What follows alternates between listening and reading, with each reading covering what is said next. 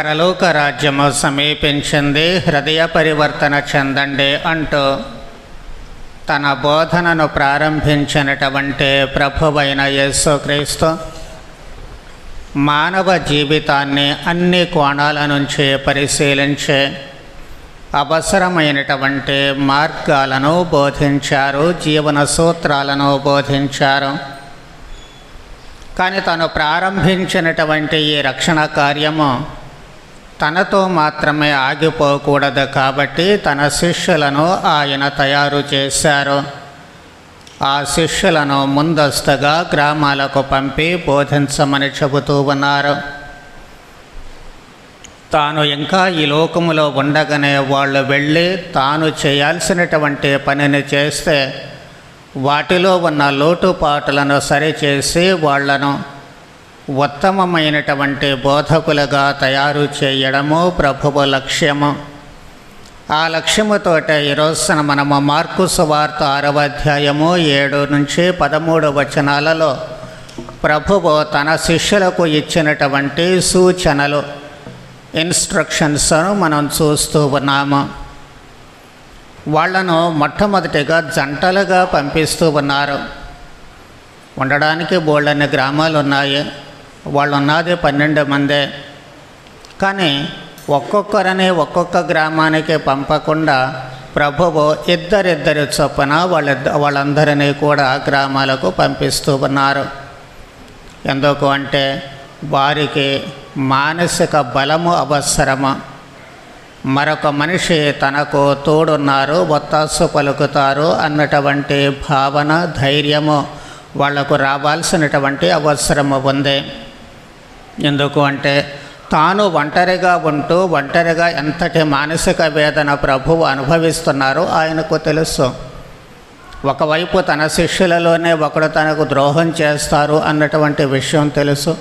తాను పడబోయేటువంటి పాటులు, బాధలు ఎలా ఉంటాయి, అవమానాలు ఎలా ఉంటాయి అనేటువంటిది తెలుసు. ఎప్పటి వరకు తాను పొందిన అవమానాలు తెలుసు.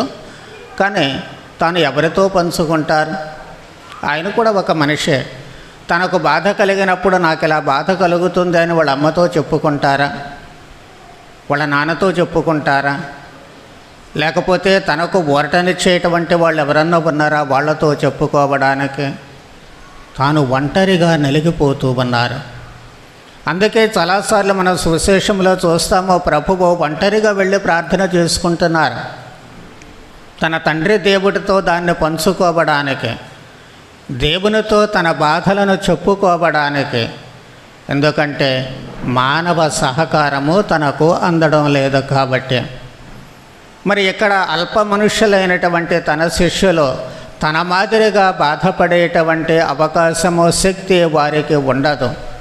అందుకే ప్రభువు ఒంటరిగా పంపితే వాళ్లను పోగొట్టుకునేటువంటి ప్రమాదం ఏర్పడుతుంది, తట్టుకోలేరు అన్నటువంటి భావనతోటే వాళ్లను ఇద్దరిద్దరుగా బోధించడానికి పంపిస్తూ ఉన్నారు. వాళ్ళు బోధించాల్సినటువంటిది ఏమిటి అంటే ప్రభువు తాను బోధించిందే. మొదట పశ్చాత్తాపపడాలి, హృదయ పరివర్తన చెందాలి. ఎప్పుడైతే మనిషి తాను చేసినటువంటి పొరపాట్లకు పశ్చాత్తాపపడి హృదయ పరివర్తన చెందుతూ ఉంటాడో అప్పుడు ఆటోమేటిక్గా దైవరాజ్యానికి అర్హుడవుతూ ఉంటాడు, దైవరాజ్యములో సభ్యుడవుతూ ఉంటాడు. కాబట్టి పశ్చాత్తాపపడాలి అంటే ముందు తాను ఏం చేస్తున్నాడో తెలుసుకోవాలి. ఎవరూ కూడా తమ తప్పు ఏమిటి అనేటువంటి దాన్ని గురించి ఆలోచించరు. ఎదుటి వాళ్ళ తప్పులేమిటి అనే గురించి ఆలోచించడమే మన జీవితం సరిపోతూ ఉంటుంది. కాబట్టి తనలో ఉండేటువంటి లోపాలను తెలుసుకోవడానికి మనిషి ఎప్పుడూ కూడా సమయాన్ని కేటాయించడు. కాబట్టి ఇప్పుడు ప్రభువు తన శిష్యులను పంపి అలా వాళ్ళు తెలుసుకునేటట్లు, తద్వారా తమ పాపాలకు పశ్చాత్తాపపడాలి అని చెప్పి వాళ్ళను బోధించడానికి పంపిస్తూ ఉన్నారు. మరి ఈ పరిచర్య కొనసాగించడానికి సహజ బలహీనులైనటువంటి శిష్యులకు ప్రభువు కొన్ని ఆయుధాలు ఇస్తూ ఉన్నారు, కొంత శక్తి ఇస్తూ ఉన్నారు. అదేమిటి? ప్రభువు మాటల్లోనే అక్కడ అపవిత్రాత్మలను వెళ్ళగొట్టుటకు వారికి శక్తి ఇచ్చాను. ఒకటే శక్తి, అపవిత్రాత్మలను వెళ్ళగొట్టడం. ఇక్కడ మనం జాగ్రత్తగా గమనించినట్లయితే సైతానుని వెళ్ళగొట్టడానికి శక్తినిచ్చినట్లు సువార్తీకుడు వ్రాయడం వల్ల అపవిత్రాత్మలు, సైతాను ఏమో బయట నుంచి వస్తుంది. ఆదాము ఏవములను శోధించినప్పుడు సైతాన్ ఏం చేసింది? పాము రూపంలో వచ్చింది, వాళ్ళను మభ్యపెట్టింది. తద్వారా వాళ్ళు పాప ప్రభావానికి దేవుడి మాట వినకుండా పోతూ ఉన్నారు.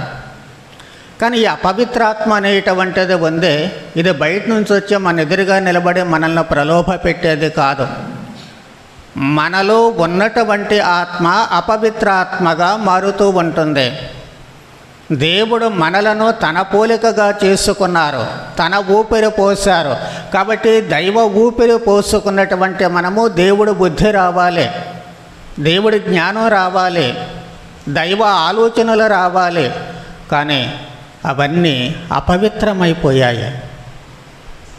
ప్రారంభంలో వాళ్ళు చేసినటువంటి తొలి తప్పు వల్ల, అంటే మాట విననటువంటి బుద్ధి వాళ్లకు వచ్చిందే, అక్కడే మానవ ఆత్మ అపవిత్రమైపోతూ ఉంటుంది. ఆ బుద్ధి నాటి నుంచి నేటి వరకు కొనసాగుతుంది.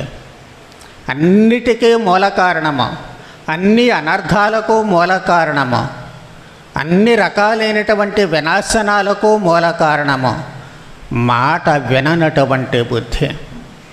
మాట విననటువంటి బుద్ధి. మనిషి మాట వినేవాడే అయితే చెప్పేవాళ్ళు చాలామందే ఉన్నారు. తల్లిదండ్రుల దగ్గర నుంచి పెద్దల వరకు, తోబుట్టువుల వరకు, బయట మనకుండేటువంటి గురువుల వరకు అనేక మంది, బోలెడంతమంది చెబుతున్నారు ఇది మంచి, ఇది చేయి, అది తప్పు, అది చేయకూడదు అని. కానీ మనం వింటామా? వింటే మనం ఎందుకు అవుతాము? ఎందుకంటే ఆ బుద్ధి, మాట విననటువంటి బుద్ధి మనలో చొచ్చుకుపోయింది, ఒక అంతర్భాగంగా మారుతూ ఉంటుంది. దాని ద్వారా మనము చేసేటువంటి క్రియలను బట్టి, మనం మాట్లాడేటువంటి మాటలను బట్టి మన ఆత్మలు, పవిత్రమైనటువంటి ఆత్మలు అపవిత్రంగా మారిపోతూ ఉన్నాయి. ఇప్పుడు వీళ్ళు చేయాల్సినటువంటిది ఏమిటి? ఆ అపవిత్రతను పారద్రోరాలి, ఆ అపవిత్రతను మనుషుల్లో నుంచి తీసివేయాలి. వాళ్ళు మళ్ళీ పవిత్రమైనటువంటి వ్యక్తులుగా తయారు చేయాలి. అలా చేయడానికి వాళ్ళు రెండు పనులు చేసినట్లుగా మనకు సువిశేషం చెబుతూ ఉంటుంది. అదేమిటి? మొట్టమొదటిగా వారు అనేక పిశాచములను పారద్రోలిరి, రోగులకు అనేకులకు తైలమును అద్ది స్వస్థపరచరే. అనేకమైనటువంటి పిశాచాలను పారద్రోలారు. ఈ పిశాచము అనేటువంటిది వాస్తవానికి ఈ బయట నుంచి వచ్చే దయ్యాల కంటే మనలో ఉండేటువంటి దయ్యాలే ఎక్కువగా ఉంటాయి. అంటే ఎప్పటి వరకు అనుకున్నట్లు మనమే దయ్యాలుగా మారిపోతూ ఉంటాము. మరి మనలో ఉండేటువంటి ఈ పిశాచాలు లేకపోతే అపవిత్రాత్మలు ఏమిటి అనేది మనము జాగ్రత్తగా గమనించుకుంటే, మొట్టమొదటిగా తప్పుడు భావాలు, ఆలోచనలు. తప్పుడు ఆలోచనలు మనకు ఎక్కువగా తిన్నగా ఆలోచించడం కంటే వంకరగా ఆలోచించడమే ఎక్కువగా మనం ఇష్టపడుతూ ఉంటాం. సహజ స్వభావము అది. సరైనటువంటి రీతిలో ఆలోచించడం కంటే మనము వక్ర మార్గములో ఆలోచించడానికి ఎక్కువ ఇష్టపడుతూ ఉంటాము. దానికి మనతో పాటు అనేక పిశాచాలు చుట్టూ చేరుతూ ఉంటాయి. ప్రభువు సామెత అంటే ఒక ఉదంతం చెప్పారు.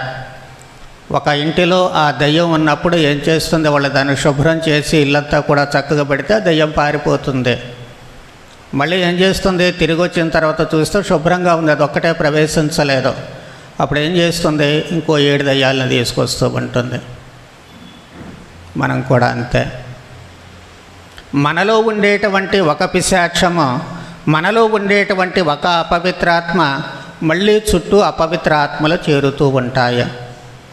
ఎప్పుడైతే మన చుట్టూ మరికొన్ని అపవిత్రాత్మలు చేరుతూ ఉంటాయో, అదే స్వభావముతో కూడినటువంటి మనుషులు మనతో చేరుతూ ఉంటారో, అప్పుడు ఈ ఆలోచనలన్నీ కూడా తప్పుదోవ పడిపోతూ ఉంటాయి. ఇదిగో తోకంటే అదిగో పులి అనే రకం, ఇదిగో పగంటే అదిగో నొప్పు అనేటువంటి రకం. ఇట్లా ఒక్కొక్కరు ఒక్కొక్క రకమైనటువంటి మనస్తత్వాలు కలిగి ఉన్నప్పుడు చెలవల పలవలు చేసుకుంటూ ఉంటారు. అనవసరమైనటువంటి మాటలు వస్తూ ఉంటాయి. ఫలితంగా ఆలోచనలు తప్పుదారి పడతాయి, ఫలితంగా కొందరి కాపురాలే కూలిపోతూ ఉంటాయి. ఇలా పిశాచ సమూహము ఒకచోట చేరినప్పుడు అది మానవ జీవితాన్ని అతలాకుతలం చేసేస్తూ ఉంటుంది. అందుకే ఒక్కొక్క సందర్భంలో చిన్నప్ప గారు అంటూ ఉన్నారు, కొంతమంది సోమరిపోతులాగా పని పాట లేకుండా కూర్చొని పిచ్చి పిచ్చి కబుర్లన్నీ ఆడుతున్నారు. అలాంటి వాళ్ళు అన్నం తినకూడదు, పని చేయని వాడు అన్నం తినకూడదు, ముందు పని చేయండి, ఎలాంటివన్నీ పోతాయని ఆయన మొహమాటం లేకుండా చెప్పేస్తూ ఉన్నాడు. కాబట్టి మనం అక్కడ సైతానుల్లాగా మరి ఒకచోట చేరి అలా జీవితాలను పాడు చేయటం కాదు, కానీ మనము ఆ ఆలోచనలను, తప్పుడు స్వభావాలు, మనలో ఉండేటువంటి ఆ పిశాచాలను మొట్టమొదటగా బయటికి పంపాల్సినటువంటి అవసరం ఏర్పడుతుంది. రెండవది నాశనకారి మనస్తత్వము. ఆంగ్ల భాషలో డిస్ట్రక్టివ్ నేచర్ అని చెప్పి అంటూ ఉంటాము. ఏంటిది ఈ డిస్ట్రక్టివ్ నేచర్ అంటే? నాశనం చేసేటువంటి మనస్తత్వము, కూల్చేటువంటి మనస్తత్వము. ఎప్పుడూ కూడా మనము అవతల వాళ్ళు పచ్చగా ఉంటే వార్వలేనటువంటి తనము, ఏ రకంగా వాళ్ళని కూలద్రోయాలా అనేటువంటిది. లేదా ఎవరైనా కాస్త పచ్చగా ఎదుగుతున్నారు అంటే మళ్ళీ వాళ్ళను ఏ రకంగా నేలమట్టం చేయాలా అనేటువంటిది.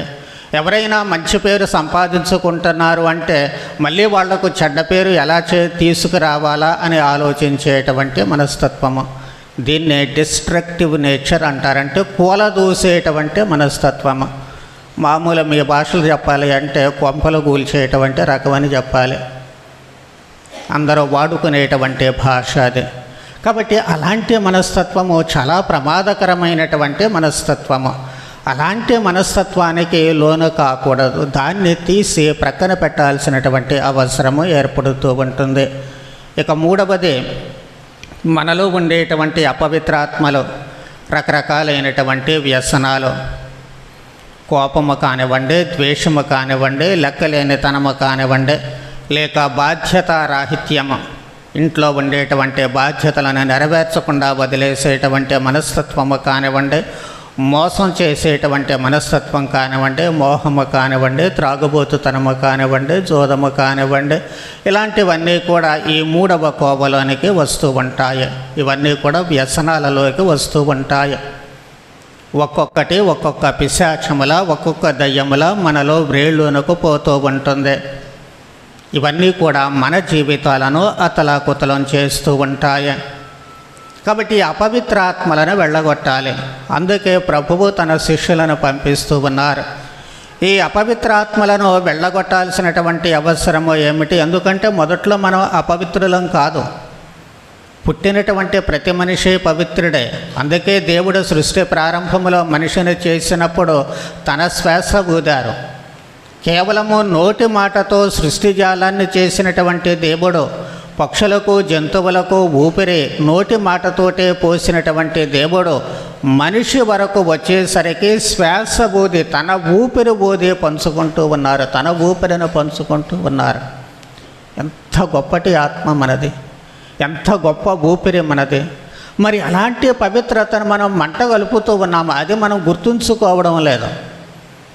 ఈ లోకంలో జీవించేది కొద్ది కాలమే, మనమే శాశ్వతంగా ఉండడంలా మరి ఉన్నన్ని రోజులు దేవుడు ప్రసాదించినటువంటి ఆ పవిత్రతను కాపాడుకోవడానికి మనం ప్రయత్నం చేయాలి. ఇదిగో ఇలాంటి అపవిత్రాత్మలన్నిటినీ కూడా మనలోనికి రాకుండా ఉండేటట్లు చూసుకోవాలి. మరి అలా రాకుండా అడ్డుకట్ట వేసే ఎప్పటి వరకు అనుకున్నటువంటి అపవిత్రాత్మలను మనము అడ్డుకట్ట వేయాలి అంటే ప్రభువు ఏం చేశారు? ఊరికే మీరు చేయండి అని చెప్పల. ఆయన మళ్ళీ తన శిష్యుల మీద శ్వాస ఊదినట్లు మనం సువిశేషములో చూస్తూ ఉంటాము. తాను మోక్షారోహణానికి ముందు పవిత్రాత్మను పొందండి అన్నారు. పవిత్రాత్మను పొందండి, తన ఆత్మను మనకిస్తానని వాగ్దానం చేశారు. అందుకే భద్రమైన అభ్యంగనము లేకపోతే ఈ మనము జ్ఞానస్నానము తర్వాత దివ్య సత్ప్రసాదం ఇచ్చేటువంటి ఈ సమయంలో ధృవీకరణ అభ్యంగనము ఇస్తూ ఉంటాము. దీనికి పవిత్రాత్మను, మళ్ళీ పవిత్రాత్మను పొందండి. బిషప్ గారు ఏం చెబుతారు? పవిత్రాత్మ వరముద్రను స్వీకరించము అని చెప్పి తైలాభిషేకం చేస్తూ ఉంటారు. మరి ఆ సమయంలో మళ్ళీ మనం పవిత్రాత్మను పొందుతూ ఉన్నాము. ఈ పవిత్రాత్మను ఎందుకు పొందుతూ ఉన్నామో ఎప్పటి వరకు అనుకున్నటువంటి ఆ పిశాచాలను పారద్రోలడానికి. అప్పటి నుంచి నీకు బుద్ధి జ్ఞానము వచ్చింది కాబట్టి ఆ బుద్ధి జ్ఞానముతో నీవు బయట ప్రపంచంలో జీవిస్తావు కాబట్టి నీలో ఉన్నటువంటి ఆ సైతానులను ఇక నుంచి నీవే పారద్రోలాలి. అందుకు దేవుడు నీకు తన పవిత్రాత్మనే ఇస్తూ ఉన్నారు, తన ఆత్మనే ఇస్తూ ఉన్నారు. దైవ చిత్తాన్ని తెలుసుకొని తదనుగుణముగా జీవించడానికి, దేవుని యొక్క మనస్తత్వం ఏంటో అర్థం చేసుకొని తదనుగుణముగా జీవించడానికి ప్రభువైన యేసుక్రీస్తు తన శరీర రక్తాలు మనకు ఇచ్చి తన ఆత్మను ఇచ్చి మనలో ఏకమైపోతూ ఉన్నారు. మరి ప్రభువు ఉన్నటువంటి చోటన దయ్యాలు ఉండడానికి అవకాశం లేదు. ప్రభువు అడుగు పెట్టిన వెంటనే దయ్యాలు ఏం చేస్తూ ఉన్నాయి? అరుస్తూ ఉన్నాయి. మాతో నీకేంటి పని, మమ్మల్ని నాశనం చేయడానికి వచ్చావా అని చెప్పి అక్కడ సమాధుల్లో ఉన్నటువంటి దయ్యాలు అరిచాయి. మరి నీవు దివ్య సత్ప్రసాదాన్ని తీసుకున్నప్పుడు నీలో ఉన్నటువంటి ఆ దయ్యాలు కూడా అరవాలి. ప్రభు మీరు ఎక్కడకు వచ్చారు, మమ్మల్ని నాశనం చేయడానికి వచ్చారని చెప్పి పారిపోవాలి. మన జీవితాల్లో నుంచి బయటికి వెళ్ళిపోవాలి. ఎందుకంటే ఆ ప్రభువు మనలోనికి వస్తూ ఉన్నారు. దివ్య సత్ప్రసాదం స్వీకరించినప్పుడు ఆయన సన్నిధి మనలో ఉంటే ఈ దయ్యాలకు తావుండదు, ఈ పిశాచాలకు తావుండకూడదు. కానీ దురదృష్టవశాత్తు మనం ఏం చేస్తూ ఉంటాము? దయ్యాలను పారద్రోలడానికి బదులు ప్రభు మీరు అప్పుడే వదిలే కాసేపు బయటే ఉండండి అని చెబుతాం. మీరు అప్పుడే నాలో కలిసిపోకండి, కాసేపు ఆగండి అని చెబుతాం. నేను చెప్పినప్పుడు వద్దురు కానిలే, ఇప్పుడు అంత తొందర ఏం లేదులే అని చెబుతూ ఉంటాము. అందుకే మనలో ఉన్నటువంటి ఈ పిశాచాలు అలా తిష్ట వేసుకొని కూర్చుంటాయి తప్ప అవి బయటికి పోవు. బయట ఉన్నటువంటి ఆ ప్రభువు మనలోనికి రావడం లేదు కాదు, రానివ్వడం లేదు. అందుకే ఆ పిశాచాలకు నిలయంగా మన హృదయాలు మారిపోతూ ఉన్నాయి. కానీ ఆ ప్రభుని శక్తి, ఆ ఆత్మస్ఫూర్తి మనలో ఉండేటట్లుగా మనం మలచుకున్నట్లయితే ఖచ్చితంగా మన జీవితాలు మారడానికి అవకాశము కలుగుతూ ఉంటాయి. అందుకే శిష్యులు వెళ్ళి ఏం చేశారు? పిశాచాలను పారద్రోలాలు. తరువాత రోగులకు అనేకులకు తైలము అద్ది స్వస్థపరచారు. చూసి రమ్మంటే కాల్చి వచ్చే రకంలాగా వాళ్ళు ఒక పని చేయమంటే దానికి తోడు ఇంకా 2-3 పనులు చేశారు. ఏం చేశారు? మీరు బోధించడానికి వెళ్ళండి, వెళ్ళేటప్పుడు ఇదిగో ఈ సైతానను పారదోలటానికి శక్తి ఇస్తే దానితో పాటు వీళ్ళు మరొక పని కూడా చేస్తూ ఉన్నారు. ఏమిటి అది? తైలాన్ని అద్ది రోగులను స్వస్థపరుస్తూ ఉన్నారు. తైలాన్ని అద్దమని ప్రభువేం చెప్పలేదు, కానీ వాళ్ళు తమ సమయ స్ఫూర్తిని ఉపయోగించుకున్నారు. తమకు ఇవ్వబడినటువంటి బుద్ధి జ్ఞానాన్ని వినియోగించుకున్నారు. తాము అర్థం చేసుకున్నటువంటి ఆ సువార్త వాళ్లకు అందించాలి. తాము తెలుసుకున్నటువంటి సత్యము వాళ్లకు అందించాలి. వాళ్ళు పిశాచాలను వదిలివేసినప్పుడు మానసికంగా శారీరకంగా బలహీనులవుతారు. కాబట్టి ముందు శారీరక బలము వాళ్లకు రావాలి. వివిధ రకాలైనటువంటి వ్యాధుల నుంచి వాళ్ళను విముక్తి చేయాలి. అందుకే వాళ్ళు ప్రథమంగా శారీరక బలాన్ని కలిగిస్తూ ఉన్నారు. అందుకే తైలాన్ని అద్దుతూ ఉన్నారు. ఈ తైలము అనేటువంటిది, నూనె అనేటువంటిది అనేక రకాలైనటువంటి శారీరక ప్రయోజనాలను మనకు కలిగిస్తూ ఉంటుంది. ఈ రోజుల్లో చేస్తున్నారో లేదో నాకు తెలియదు, కానీ పూర్వకాలంలో అయితే పసిబిడ్డలకు స్నానాలు చేయించేటప్పుడు ఏం చేస్తారు? ముందు నూనె రాస్తారు. వాళ్ళు బాగా పెరిగేంత వరకు కూడా బాగా మర్దన చేస్తారు ఒళ్ళంతా కూడాను. అలా మర్దన చేయడం వల్ల వాళ్ళ శరీర అవయవాలు సరిగ్గా పెరుగుతాయి, ఆరోగ్యంగా ఉంటారు. శారీరక ఆరోగ్యం వస్తే మానసిక ఆరోగ్యం ఎక్కువ అవుతూ ఉంటుంది. బహుశా ఈ రోజుల్లో తల్లులకి మరి అంత టైం ఉండకపోవచ్చేమో, ఏం చేస్తున్నారని ఎప్పుడు ఎవరిని అడగలేదు. కానీ చేయాల్సినటువంటిది ఎందుకు చేసేవాళ్ళు అంటే కారణం అదే. అలాగే ఇప్పుడు చాలాసార్లు కాళ్ళ నొప్పులు, ఒళ్ళ నొప్పులు వచ్చినప్పుడు కూడా తైలంతో మర్దన చేస్తారు. ఏ కొబ్బరి నూనె లేకపోతే ఆముదం ఇప్పుడు దొరకట్లేదు అనుకోండి, కానీ రకరకాల తైలాలు మార్కెట్లో వస్తూ ఉన్నాయి. వాటిని తీసుకొని రుద్దుతూ ఉంటారు. దాని ద్వారా ఏమవుతూ ఉంటుంది? ఈ తైలము శరీరంలో ప్రవేశించినప్పుడు అది రోగ నిరోధక శక్తిగా పనిచేస్తూ ఉంటుంది. రోగాన్ని పారద్రోలి మనిషి శరీరాన్ని బలోపేతం చేస్తూ ఉంటుంది. అందుకే శరీరానికి సంబంధించినటువంటి చాలా వ్యాధులు, తలనొప్పి దగ్గర నుంచి రకరకాలైనటువంటివి ఈ తైల మర్దనంతో తగ్గిపోతూ ఉంటాయి. అందుకే ఇక్కడ శిష్యులు కూడా దాన్నే వాడుకుంటూ ఉన్నారు. అందుకే గురువు కూడా ఈ వ్యాధిగ్రస్తుల అభ్యంగనము చేసేటప్పుడు తైలాభిషేకము చేస్తూ ఉంటారు. వ్యాధిగ్రస్తుల అభ్యంగనము కోసము ప్రత్యేకంగా ఒక తైలము ఉంటుంది. ఆ తైలముతో వ్యాధిగ్రస్తులకు అభ్యంగనము ఇస్తూ ఉంటారు. ఈ రోజుల్లో దాదాపు అందరూ మర్చిపోతూ ఉంటారు, చెప్పినా కానీ మళ్ళీ మర్చిపోతూ ఉంటారు. బాగా కొంచెము జబ్బు పడినటువంటి వారికి మనలో ఉన్న తప్పుడు ఆలోచన ఏమిటి అంటే అవస్థాభ్యంగం ఇస్తే చచ్చిపోతారు అని.